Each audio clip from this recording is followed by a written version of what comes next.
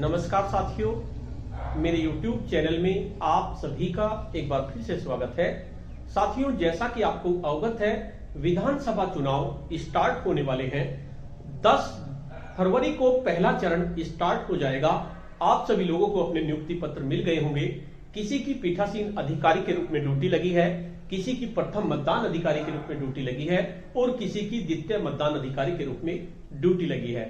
वैसे तो सभी मतदान अधिकारी के अलग अलग कार्य होते हैं, लेकिन हमें एक टीम के रूप में कार्य करना होता है, इसलिए हम पर सभी कार्य आने चाहिए। भले ही आप द्वितीय मतदान अधिकारी हैं, आपको पीठासीन अधिकारी का भी कार्य आना चाहिए, क्योंकि कभी कभी ऐसा हो जाता है आपके पीठासीन अधिकारी बुजुर्ग हैं तो आपको उनका कार्य करना होता है। आज की इस वीडियो में हम एक पीठासीन अधिकारी के महत्वपूर्ण दायित्व के बारे में जानेंगे, क्योंकि पीठासीन अधिकारी को बहुत सारे फॉर्म भरने होते हैं, बहुत सारे लिफाफे बनाने होते हैं, लेकिन सबसे ज्यादा जो महत्वपूर्ण होता है वो होता है मतपत्र लेखा। अगर पीठासीन अधिकारी का मतपत्र लेखा सही बना हुआ है तो उसके कागज आसानी से जमा हो जाएंगे, कोई दिक्कत नहीं होगी।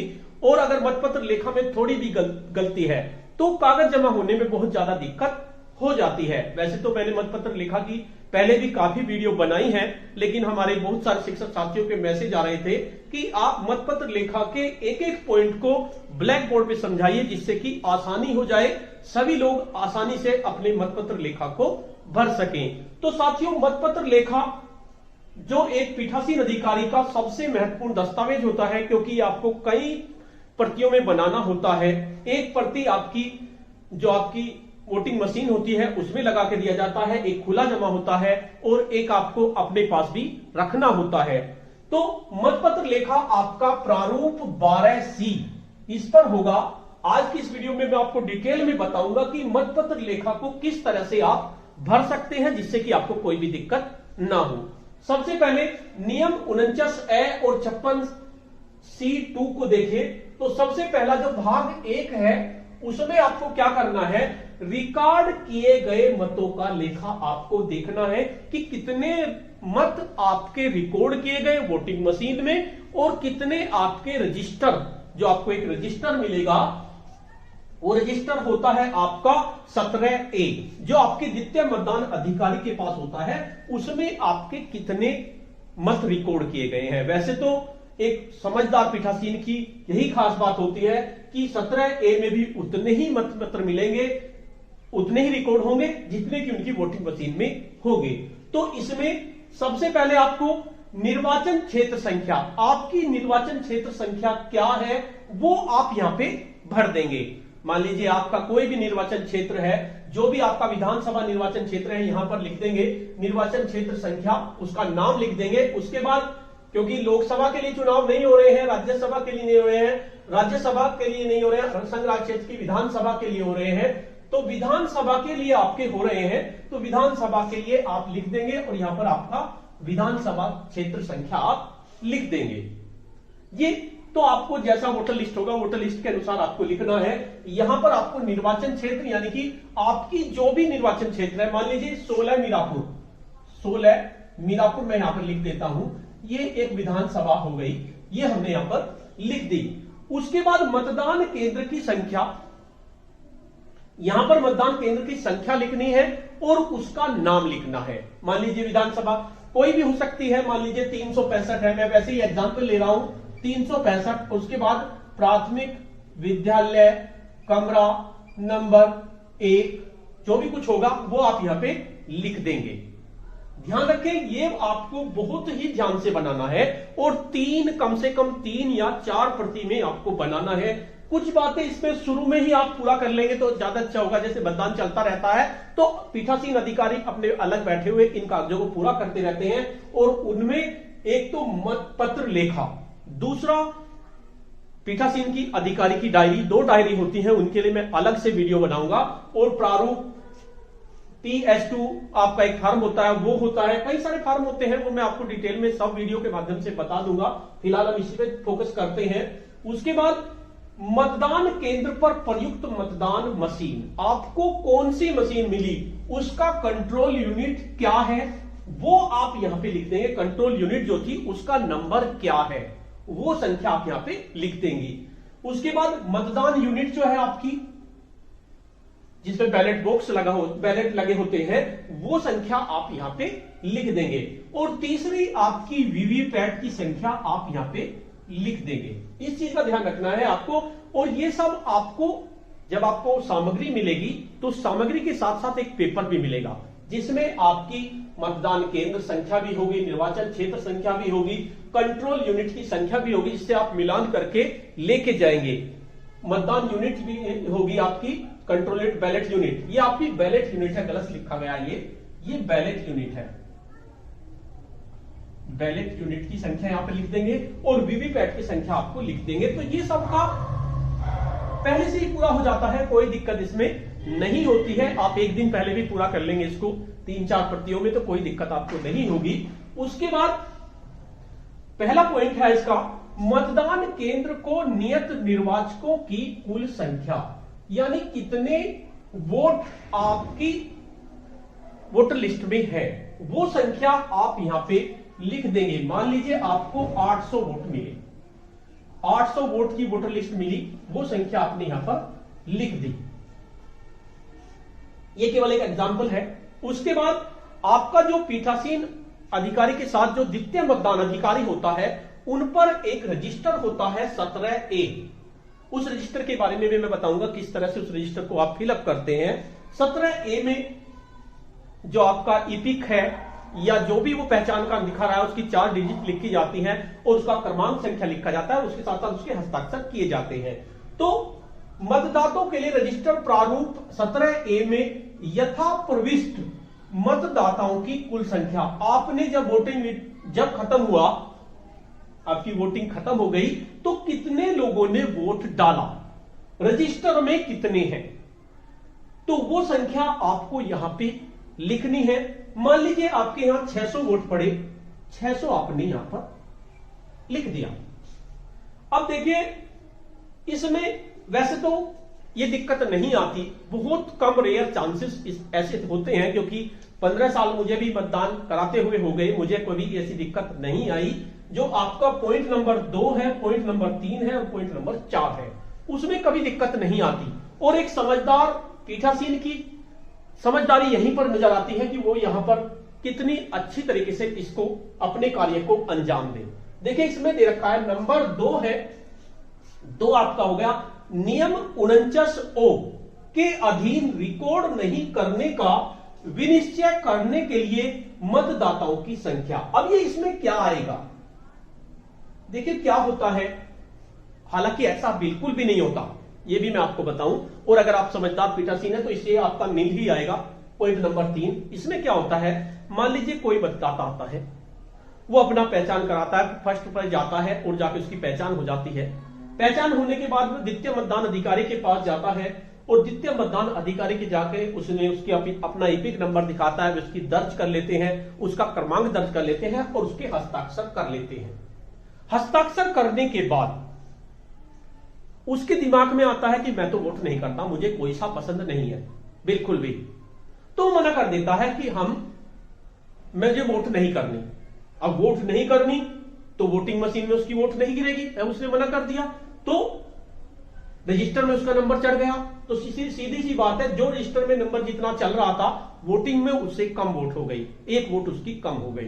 तो यहां पर कोशिश आप यही कीजिए कि उसको समझाएं कि भाई किसी को भी वोट देनी है, अगर आपको नहीं देनी तो आप नोटा को दे दीजिए, वो ज्यादा बढ़िया है। अगर आपको किसी को भी नहीं देनी तो नोटा को दे दीजिए, लेकिन वोट दे दीजिए। आप समझदार पीठासीन है तो उसको समझा दीजिए, जिससे कि वो 1 वोट डाल दे, जिससे कि आपको कोई दिक्कत यहां पे ना हो। और अगर वो फिर भी नहीं मानता है तो आपको यहां पर उसकी मतदाताओं की संख्या लिखनी होगी, कितने मतदाता ऐसे आपके सामने आए। वैसे ज्यादातर संख्या में ऐसा ही आता है, जो मतदान देने के लिए जाता है, रजिस्टर में एंट्री करा लेता है तो वो वोट डाल ही देता है। ऐसा नहीं होता कि वो एंट्री करवाने के बाद कह दे कि मैं नहीं वोट डाल रहा, नोटा पे डाल देगा, क्योंकि नोटा का ऑप्शन अब आ गया है, तो कोई दिक्कत यहां पर नहीं होती। तो ज्यादातर केसेस में तो यहां पर नील आएगा, आप यहां पर केवल नील लिख दें, नील लिख दें या 00 लिख दें, कोई दिक्कत नहीं है। चाहे नील लिखें चाहे आप 00 लिख दें तो भी कोई दिक्कत नहीं है। अगर वो ऐसा कोई कंडीशन आती है 49 के अंतर्गत वो कहता है कि मुझे वोट नहीं गिरनी, तब आप यहां पर इस संख्या को लिखेंगे। 1 है, 2 है, 3 है, 4 है, जितने भी हैं वो आप इसमें लिख देंगे। उसके बाद नंबर 4 है हमारा नियम 49 में 49M के अधीन एक नियम होता है नियम 49M। वो आया, उसने अपनी पहचान कराई, पहचान करने के बाद उसने अपना रजिस्टर में भी एंट्री करा ली, जो 17A रजिस्टर है उसमें भी एंट्री करा ली, और उसके बाद वो मतदान की गोपनीयता को भंग करने की कोशिश कर रहा है। सबके सामने बता रहा है मैं इसे वोट डाल रहा हूं, और अब पीठासीन को लगता है कि ये मतदान की गोपनीयता भंग कर रहा है, तो पीठासीन अधिकारी उनको मना कर सकते हैं, हम तुम्हें वोट नहीं डालने देंगे। तो वो संख्या आप यहां पे डालेंगे, नियम 49M के अधीन मतदान के लिए अनुज्ञात नहीं किए गए मतदाताओं की संख्या। वैसे ऐसी कंडीशन भी नहीं होती कि इस तरह का कोई आएगी गोपनीयता भंग करे, क्योंकि वहां पर बहुत पुलिस होती है, कोई दिक्कत आपकी नहीं आती। वैसे 90% केसेस में ये नील ही आएगा, लेकिन अगर पीठासीन को लगता है, और पीठासीन लकीर के फकीर हैं, उन्होंने नियम पढ़ रखे हैं और वे चाहते हैं भाई ये गड़बड़ कर रहा है, वैसे वोट गिरवाने का ही नहीं। हालांकि अगर आप चाहते हैं कि अनावश्यक आपको परेशानी ना हो तो आप सभी की वोट गिराएं, कोई ऐसा नहीं आता, तो यहां पर ये नील हो जाता है, 0-0 आपका ये हो जाएगा, वरना यह संख्या यहां पे आएगी जितनों को आप मना कर देंगे। ये 2 केसेस हुए। तीसरे केसेस क्या है हमारा, नियम 49MAD के अधीन रिकॉर्ड किए गए परीक्षण मतों को घटाए जाने की आवश्यकता होगी। अब बात करते हैं नियम 49MAD आखिर क्या होता है, क्योंकि विधानसभा चुनाव में वीवीपैट मशीन का उपयोग हो रहा है, वीवीपैट मशीन आपकी जुड़ी हुई है, तो जैसे ही वोट गिरते हैं तो जिसको आपने वोट गिरी उसका निशान वहां पर बना आता है, वीवीपैट में नजर आता है कि आपने जिसको वोट गिरी, मान लीजिए आपने एक्स को गिरी, तो एक्स का निशान वहां पे बन के आ गया, उसके नाम की पर्ची कटकर गिर गई।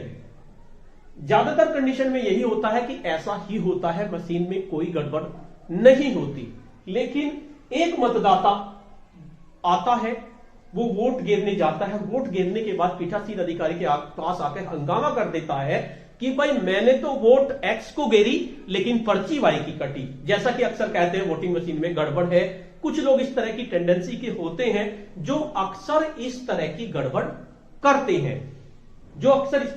करते हैं, वे लोग कहते हैं कि मैंने वोट एक्स को गिरी लेकिन वोट वाई को चली गई, और वे हंगामा कर देते हैं। उस कंडीशन में आपको वोटिंग मशीन को चेक करना होता है, लेकिन वोटिंग मशीन को चेक करने से पहले आप उस कैंडिडेट्स को समझा दीजिए, मैं आपको वोटिंग मशीन चेक करा दूंगा, जिस बटन पे आप चाहो उस पे वोट गिरो, और अगर उसकी पर्ची नहीं निकली तो हम वीवीपैट को चेंज कर देंगे, और अगर उसी की ही पर्ची निकल गई जिसको आपने वोट गिरी, मान लीजिए आपने एक्स को वोट गिरी और एक्स की ही पर्ची निकल गई, तो फिर आप जेल जाओगे। आप उसको ढंग से समझा दीजिए कि अगर आप फर्जी झूठ बोल रहे हैं और आप कह रहे हैं कि वीवीपैट मशीन खराब है, मैंने एक्स को वोट गिरी, वाई को गिरी, लेकिन अब मैं तुम्हारे सामने इस मशीन को चेक कराऊंगा, अगर आप एक्स को वोट गिर रहे हैं और एक्स की ही पर्ची निकल रही है तो आपके खिलाफ एक्शन होगा, पुलिस आपको यहीं से उठा के ले जाएगी और आपके खिलाफ FIR दर्ज होगी। अगर आप उसको इस तरह से समझा देंगे तो अगर वो झूठ बोल रहा है, 90% केसेस में यही होता है, वे झूठ बोलते हैं, अगर वो झूठ बोल रहा है तो वो वहां से खिसक लेगा, और अगर वो सच बोल रहा है तो आप चेक करेंगे, चेक करने के बाद देखेंगे कि किसको वोट जा रहा है, नहीं जा रहा है। अगर गड़बड़ मशीन में आपको लग रही है कि आपने एक्स को वोट गिरी, जा रही वाई को है, तो आप वहीं पर अपने ऑफिसर को, जो भी आपसे ऊपर ऑफिसर होंगे, उनको सूचना देंगे और वीवीपैट को चेंज कराएंगे। हालांकि ऐसी कंडीशन नहीं आती, लोग झूठ बोलते हैं और आप उनको इस तरह से समझा दीजिए, अगर आपका झूठ पकड़ा गया, आपने जिसे वोट गिरी उसी की पर्ची निकल के नहीं आई, तो आपको जेल होगी, आपके खिलाफ FIR होगी। तो वो सब आपका नियम 49 MAD के अधीन रिकॉर्ड किए गए परीक्षण मत, जितने भी आपने परीक्षण मत किए, 1 का किया, 2 का किया, 3 का किया, तो मशीन में तो फालतू हो गए। अब मशीन में फालतू हो गए तो आपको उसे घटाए जाने की आवश्यकता है। वे रिकॉर्ड मत किए गए मत आपको घटाने पड़ेंगे। अब जो मत आपको घटाने हैं उनका रिकॉर्ड आपको रखना होगा। किस तरह से आपको घटाने हैं, तो आपका जो 5 नियम था उसमें ए पर आ जाते हैं, घटाए जाने वाले परीक्षण मतों की कुल संख्या। कितने परीक्षण आपने ऐसे किए, कितने लोग ऐसे आए जिन्होंने कहा कि वीवीपैट मशीन सही नहीं चल रही है और आपने चेक किया। अब चेक करने में दोनों कंडीशन हो सकती है, वो झूठ बोल रहा हो और नहीं झूठ बोल रहा हो। अगर वो झूठ बोल रहा है तो वोट तो गिर गई, आप उसके खिलाफ कार्रवाई करेंगे। उसके खिलाफ कार्रवाई करके उसे पुलिस को सौंप दीजिए। आप उस वोट को लिख लीजिए कि उसने क्या किया, कुल संख्या कितनी है, 1 है, 2 है। प्रारूप 17 के में उसकी क्रम संख्या थी, वो आपने दर्ज कर ली थी पहले, और उसके बाद जब दोबारा वोट उसकी चेक कराने के लिए तो भी आपको प्रारूप 17A में उसकी एंट्री करनी होगी। कभी कभी तो ऐसा होता है कि आगे पीछे भी दोनों एंट्री आ जाती है एक ही इंसान की। कभी कभी ऐसा भी हो जाता है कि बीच में 2 कैंडिडेट्स और आ गए, उनके पीछे आपने एंट्री कर दी। और वहां पर प्रारूप 17 के में जब आप इसकी दोबारा एंट्री करेंगे तो उसके आगे अभियुक्ति में लिख देंगे कि परीक्षण किया गया, और परीक्षण गलत पाया गया, सही पाया गया, वो भी आप इसमें लिख देंगे और वो वोट वहां पर हो जाएगी। तो उसमें आपका ए में तो ये लिख देंगे कुल संख्या कितनी थी, और प्रारूप 17A में मतदाताओं की क्रमांक संख्या क्या क्या थी, किस क्रमांक संख्या पे परीक्षण किया गया, वो संख्या आप यहां पे लिख देंगे। वैसे ये कंडीशन भी आपकी नहीं आती तो इसमें भी आप नील लिख देते हैं अगर ये कंडीशन नहीं आती, क्योंकि अगर वो झूठ बोल रहा है तो खिसक लेगा, और अगर झूठ नहीं बोल रहा, अपनी बात पे अड़ा हुआ, तो फिर तो आपकी वीवीपैट भी चेंज होगी। लेकिन वीवीपैट खराब नहीं होती इस तरह की कंडीशन में, क्योंकि मैंने भी काफी बार देखा है। तो ये आपका नील हो जाएगा। इसमें बी आ जाता है, अभ्यर्थी जिनके लिए परीक्षण पत्र डाले गए। अब उसने परीक्षण किया, उसने कहा मैंने तो एक्स को वोट दी और वाई को जा रही है, तो उस अभ्यर्थी का क्रमांक लिखेंगे, अभ्यर्थी का नाम लिखेंगे और वो कितने मत उस कैंडिडेट्स को दिए। हमने जो जिसको भी एक्स को दिए या एक्स का नाम लिख देंगे और उसके मतों की संख्या, क्योंकि ये घटाने पड़ेंगे मशीन में से, क्योंकि उसने 2 बार वोट गिरी। सच भी हो सकता है, झूठ भी हो सकता है। वैसे ये कंडीशन आपकी नील होती है, यहां तक आपका नील ही चलता है, इसमें आपको कोई दिक्कत नहीं होने वाली, क्योंकि ऐसी कंडीशन बहुत कम आती है। वीवीपैट मशीन खराब हो जाती है, तो एक खराब हो गई तो फिर आपको दोबारा चेंज करनी पड़ेगी, वो आपकी अलग प्रक्रिया है, उसमें आप अपने अधिकारी को बता सकते हैं। वैसे जो पीठासीन समझदार होते हैं उनके लिए लगभग कंडीशन नील होती है, क्योंकि वे किसी न किसी तरह से अपने मतदाताओं को समझा लेते हैं कि इस तरह का काम ना करो जिससे कि मतदान बाधित हो। उसके बाद 6ठा नंबर है, मतदान मशीन के अनुसार रिकॉर्ड किए गए मतों की कुल संख्या। मतदान मशीन में आपने कितने मशीन है, आपने मशीन का बटन दबाया, लगभग उसमें 600 आ गए, आपके 600 आ गए। कम भी हो सकते हैं, ज्यादा भी हो सकते हैं, लेकिन अगर आपने सही तरह से मतदान किया है, बिल्कुल निष्पक्ष रूप से मतदान किया है, तो जितने आपके यहां पर होंगे नंबर 6 पर, उतने ही आपके नंबर 2 पर होंगे। नंबर 2 पे होंगे उतने ही आपके 6 नंबर पे होंगे। उसके बाद 7वां कॉलम है, क्या मद 6 के सामने यदा निर्दिष्ट मदों की कुल संख्या। मद 6 का मतलब जो आपकी वोटिंग मशीन में है, मद 2 के सामने यथादर्शित मतों की कुल संख्या, यानी जो आपका रजिस्टर में है, प्रारूप 17A में मतदाताओं की कुल संख्या बराबर है या नहीं है, तो बराबर है तो बराबर लिख देंगे, आप सीधा सीधा लिख देंगे बराबर है, बराबर है। इसमें शायद छूट गया थोड़ा सा, यथादर्शित मतों की कुल संख्या मतदाताओं कुल संख्या के बराबर है, माइनस मद 3। मद 3 का मतलब वे लोग जिन्होंने मतदान करने से मना कर दिया था, हमारा वो नील 0 है, के सामने यथादर्शित मत रिकॉर्ड नहीं करने का विनिश्चय करने वाले मतदाताओं की संख्या, माइनस मत 4 जो उसका अतिक्रमण कर रहे थे और पीठासीन ने रोक दिए थे, के सामने यथादर्शित मतदान करने वाले अनुज्ञात किए गए मतदाताओं की संख्या यानी -2 -3 -4 से मेल खाती है। यानी दो पे हमारे 600 थे, 3 पे हमारी 0 थी, 4 पे हमारी 0 थी, बराबर कितने हो गए? 600 हो गए। और 600 ही हमारे, ये हमारे 600 हो गए और 600 ही हमारे अपनी मशीन में है, तो मेल खाती है। तो यहां पर आप लिख देंगे मेल खाती है, अथवा कोई त्रुटि देखने में आई है? नहीं, मेल खाती है या बराबर है, मेल खाती है ओब्लिक बराबर है, आप लिख सकते हैं। अगर आपको लग रहा है कि ये दोनों बराबर है, और ये बराबर ही आएंगे, अगर आप सही तरीके से बनाना चाहते हो तो ये आपके बराबर ही आएंगे, क्योंकि अगर आप इसमें से आपका 1 2 क्रमांक भी हो, वो घट के भी बराबर ही आएगा। तो ये मेल खाती है, बराबर है, यही लिखा जाएगा इस पॉइंट में। उसके बाद नंबर 8 पे आते हैं, उन मतदाताओं की संख्या जिन्हें निविदत मतपत्र नियम 49 के अधीन जारी किए गए, 49 पे के अंतर्गत उन्हें जारी किए गए निविदित मतपत्रों की संख्या। आपको 20 निविदत मतपत्र भी मिलेंगे। वे कब मिलेंगे, कब आपको जारी करने हैं, उनके बारे में मैं विस्तार से अलग भी बताऊंगा, लेकिन यहां भी बता देता हूं। कभी कभी क्या होता है, अगर आपके प्रथम मतदान अधिकारी थोड़े एक्टिव नहीं है, उन्होंने बोला कोई गलत फर्जी वोट डाल गया, उसके बाद रियल वाला आ गया।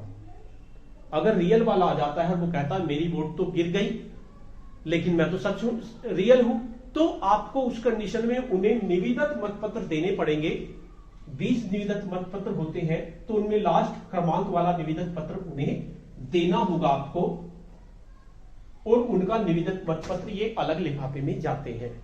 वैसे तो ये ज्यादातर नील ही होते हैं, क्योंकि ऐसी कंडीशन भी नहीं आती। अगर आप समझदारी से पीठासीन अधिकारी के दायित्व का निर्वहन करेंगे तो इस तरह की कंडीशन भी आपकी नहीं आएगी। अगर आप फर्जी मतदान नहीं करेंगे, सुबह से ही स्ट्रिक्ट रहेंगे, एक भी सबकी इपिक नंबर चेक करके मतदान करेंगे, तो इनकी कंडीशन भी आपकी नहीं लाएगी। कोशिश करें कि निविदित पत्र आप जारी ना हो तो ही अच्छा है, वरना बिना मतलब की परेशानी आपके सामने आ जाती है। तो जारी किए गए उन मतदाताओं की संख्या जिन्हें, तो मेरे अनुसार तो ये नीले आते हैं ज्यादातर, लेकिन अगर आ रहे हैं तो आप 0 1 2 3 4 आपकी संख्या जो भी हो सकती है वो आप रख सकते हैं। उसके बाद कॉलम नंबर 9 में आपको निवेदित मतपत्रों की संख्या, कितने मतपत्र आपको मिले। पहला कॉलम है प्रयोग के लिए प्राप्त, कुल आपको 20 मिले। क्रमांक संख्या आपकी जो भी हो सकती है, मान लीजिए 00001 से 00020 तक, इतने आपको मिले।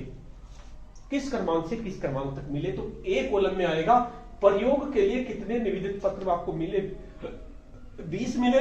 00001 से 0020 तक। निर्वाचकों को जारी किए गए, कितने आपने निर्वाचकों को जारी किए। अगर आपने जारी नहीं किए तो यहां आप नीली लिख देंगे सीधा, कोई दिक्कत नहीं है। अप्रयुक्त और वापस किए गए, जब आपके प्रयुक्त नहीं हुए तो अप्रयुक्त कितने हुए, 20 हुए। कितने क्रमांक से, 00001 से 00020 तक। तो अगर आपने यूज नहीं किए तो ये इस तरह से आप भर देंगे, और अगर आपने यूज किए हैं तो आप यहां पे उनकी संख्या लिख देंगे, उसका क्रमांक लिख देंगे, और यहां पर उस क्रमांक को यहां पे घटा देंगे, क्योंकि बाद वाला करना है तो यहां 19 हो जाएगा, तो ये आपका हो जाएगा। उसके बाद 10 नंबर पे पेपर सील का लेखा, जो पेपर सील आपने यूज की उसका लेखा आपको इसमें देना है। जो आपको ग्रीन पेपर सील मिलती है उसके बारे में आपको बताना है, स्ट्रिप सील आपको मिलती है उसके बारे में आपको डिटेल में बताना है, क्योंकि एक सील यूज होती है आपकी। तो यहां पर प्रयुक्त किए गए पेपर सील की संख्या आपको नहीं, प्रदाय की गई पेपर सील की संख्या आपको कितनी पेपर सील मिली, मान लीजिए आपको 3 पेपर सील मिली। क्रम संख्या, किस क्रम संख्या से किस क्रम संख्या तक, तो 2 तरह की पेपर सील होती है, ग्रीन पेपर सील होती है, स्ट्रिप पेपर सील होती है। तो आप यहां पे इसको इस तरह से भी लिख सकते हैं, पेपर सील 3+2, ये ग्रीन पेपर सील हो गई आपकी, ये स्ट्रिप हो गई आपकी। और यहां पर आपने कौन कौन सी यूज की, क्रम संख्या कितनी आपने यूज की, इसमें क्रम संख्या यहां से यहां तक क्रम संख्या आ जाएगी। और आपको 2 है सील तो ऊपर ये नीचे दूसरी वाली की डिटेल, ऊपर ये नीचे वाली दूसरी वाली की डिटेल। उसके बाद प्रयुक्त की गई पेपर सील की कुल संख्या, आपने एक ये यूज की, एक ये यूज की, दो आपने यूज की, उनकी क्रम संख्या कौन कौन सी आपने यूज की। उसके बाद रिटर्निंग ऑफिसर को आपने वापस की गई अप्रयुक्त पेपर सील आपने कितनी वापस करी, वो डिटेल आप यहां पे लिख देंगे, और किस क्रमांक संख्या से किस क्रमांक संख्या तक आपने वापस की जो आपकी बच गई। उसके बाद चौथा क्रमांक है क्षतिग्रस्त पेपर सील, यदि कोई हो तो उसकी संख्या, क्षतिग्रस्त तो बहुत कम होती है तो यहां पर नील लिख देंगे, और उनका क्रमांक आपको लिखने की जरूरत नहीं है क्योंकि क्षतिग्रस्त आपकी कोई भी नहीं हुई है। तो इस तरह से 10 पॉइंट इसमें है आपके मतपत्र लेखा में। अगर आपने मतपत्र लेखा सही से भर दिया है तो आपको कोई दिक्कत नहीं होगी। इसके साथ साथ यहाँ पे दिनांक लिख देंगे, मान लीजिए आपका 10 तारीख को हो रहा है, यहाँ पे स्थान लिख देंगे, यानी कि अपने मध्य स्थल की संख्या लिख देंगे, प्राइमरी विद्यालय कमरा नंबर 1। उसके साथ साथ यहां पर आपको पीठासीन अधिकारी के हस्ताक्षर करने हैं और मतदान की क्रम संख्या लिखनी है, मतदेय स्थल की क्रम संख्या आपको यहाँ पे लिखनी है। इसके साथ साथ छोटा सा कॉलम एक और होता है, वहां पर ये नीचे होता है मतदान अभिकर्ता के हस्ताक्षर। ये हस्ताक्षर भी आप जरूर करा ले, कोशिश रहे कि आप पहले ही करा ले तो ज्यादा बढ़िया है, क्योंकि बाद में वे आपके हाथों भी नहीं लगेंगे। तो इन पर आप 1 2 3 4 मतदान उनके हस्ताक्षर करा ले, और इसको आपको 3 से 4 कॉपी में बनानी है। हो सकता है एजेंट आपसे मांग ले एक, तो उनको भी देनी पड़ेगी। एक आपकी ये जो आपकी बैलेट कंट्रोल यूनिट होती है उससे आपको बांधनी पड़ेगी, और 2 अपने आप खुली रखनी पड़ेंगी, क्योंकि सबसे महत्वपूर्ण दस्तावेज है। तो साथियों मैंने काफी कोशिश की है इसमें आपको समझाने की। अगर आपको इसमें अब भी कोई दिक्कत आ रही है तो आप वीडियो के कमेंट बॉक्स में इसके बारे में जरूर बताएं, जिससे कि मैं कमेंट बॉक्स के जरिए आपको इसका उत्तर दे सकूं। इसके साथ साथ पीठासीन अधिकारी की डायरी, 2 तरह की डायरी पीठासीन अधिकारी को बनानी होती है, वो मैं आपको नेक्स्ट वीडियो में बताऊंगा। इसके साथ साथ पीठासीन अधिकारी को कौन कौन से कागज बनाने हैं, कौन कौन से लिफाफे बनाने हैं, इन सब की मैं अलग अलग वीडियो बनाऊंगा। उसके लिए आप मेरे चैनल से जुड़े रहें, और अगर आपको कोई दिक्कत आती है तो मुझे कमेंट बॉक्स में लिखें, बताएं कि क्या मैंने इसमें कुछ कमी रह गई है, अगर तो मैं कोशिश करूंगा दोबारा उस कमी को सही करने की। तो साथियों आज की वीडियो में इतना ही। आपको यह वीडियो कैसी लगी? अगर आपको ये वीडियो अच्छी लगी तो इस वीडियो को लाइक करें, शेयर करें और वीडियो पे कमेंट्स करें। और अगर आप मेरे चैनल पे नए हैं, पहली बार मेरे चैनल को देख रहे हैं, तो चैनल को सब्सक्राइब कर लें और बेल के आइकन को प्रेस कर दें, जिससे कि आपको नेक्स्ट वीडियो का नोटिफिकेशन मिल सके। धन्यवाद।